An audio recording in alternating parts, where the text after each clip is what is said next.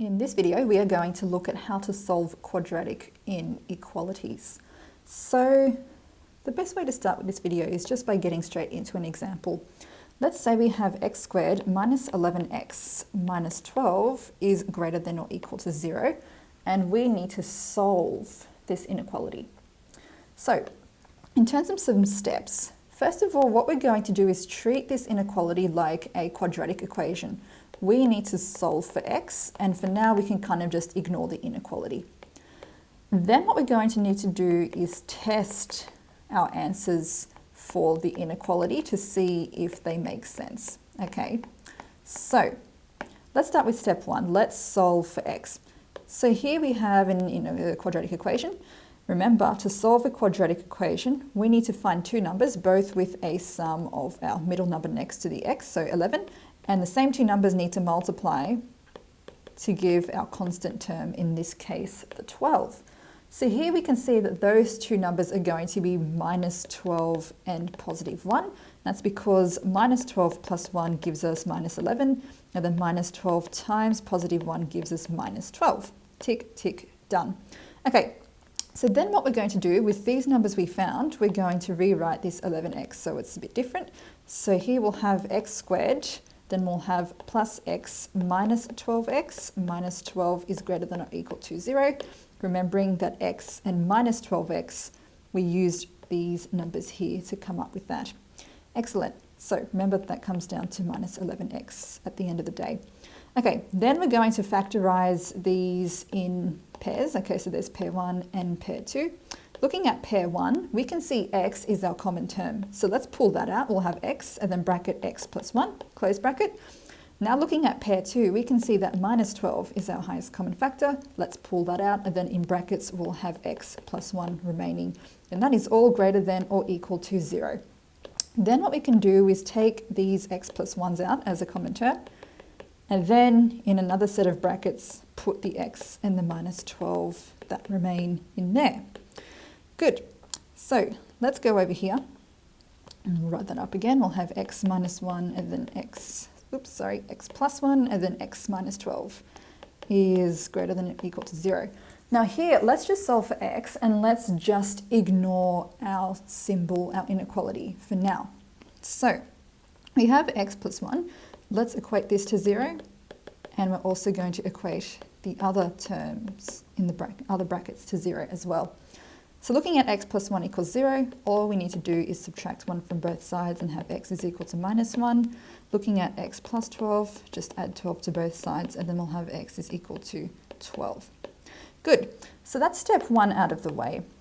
What step 2 is we need to actually test our inequalities. Okay, so remember, we're interested in the inequalities that will make this whole part of our inequality greater than 0.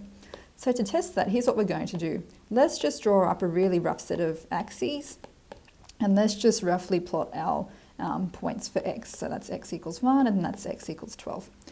Now we know that because this is a quadratic, okay, it's got an x squared. If we actually graphed this equation, it's going to actually look like a parabola, okay? Because remember, parabolas have the x squared, and that's the shape they create when you plot points on a Cartesian plane. So that's important to recognize. We know we've got a parabola. More importantly, we know that we've got a concave up parabola, so we're going up because our equation is actually positive, okay? We don't write the plus, but there's no negative in front, okay?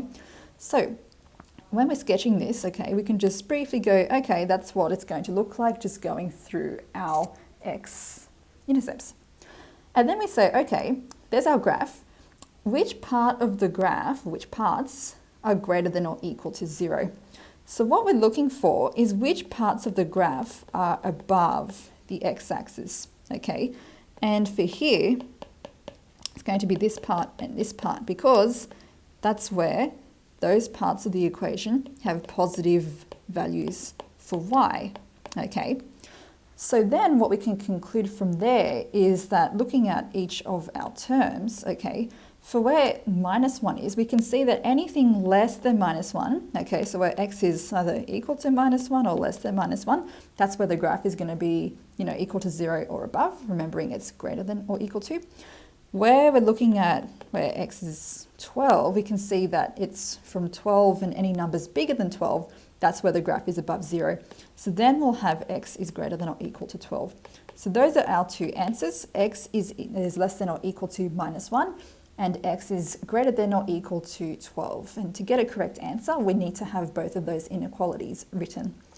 Okay, let's look at another example. Okay, let's say this time we have x squared plus 3x minus 10 is less than or equal to 0.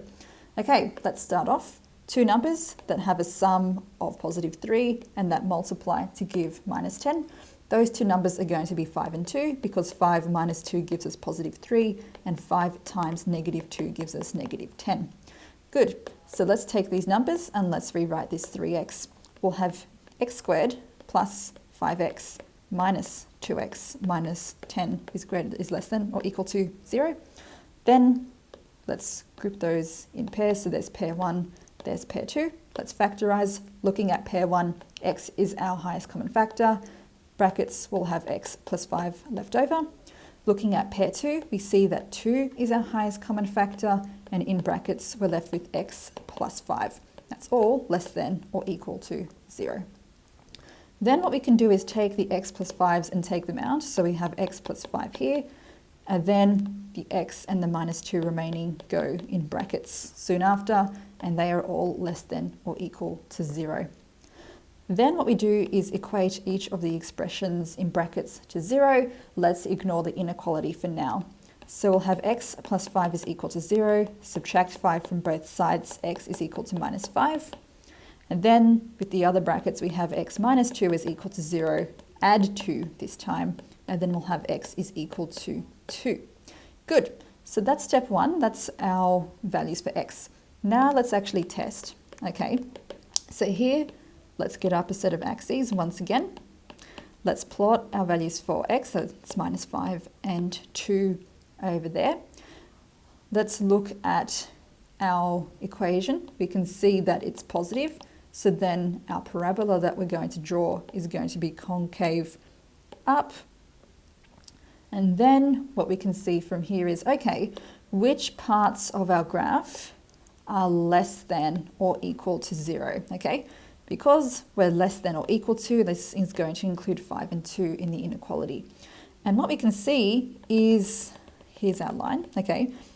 For something that is less than or equal to 0, we are looking for where y is negative, okay? And here, this is where y is negative, and as we said previously, this is where y is positive, okay? So we can see that for the parts of the graph where y is negative, it's going to be here, isn't it? Okay, because that part of the graph is below this, our x-axis here.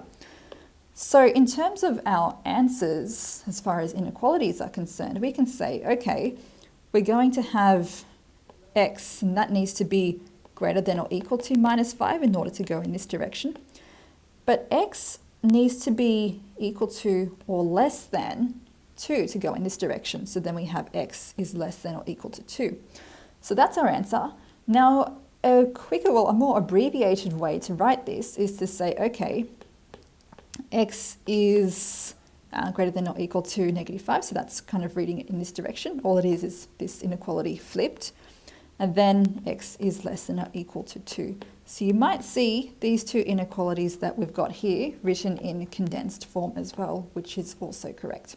Okay, there you have it. That is how you solve quadratic inequalities. Once again, remember our steps are, first of all, we need to solve for x as we would with the normal quadratic equation. For there, we can kind of ignore the inequalities. Then what we need to do, our second step, is actually test the inequalities, okay? And for that, we do our nice little graph, and we see where parts of the graph are positive, or where y is positive, or where y is negative, depending on what inequality we are trying to find.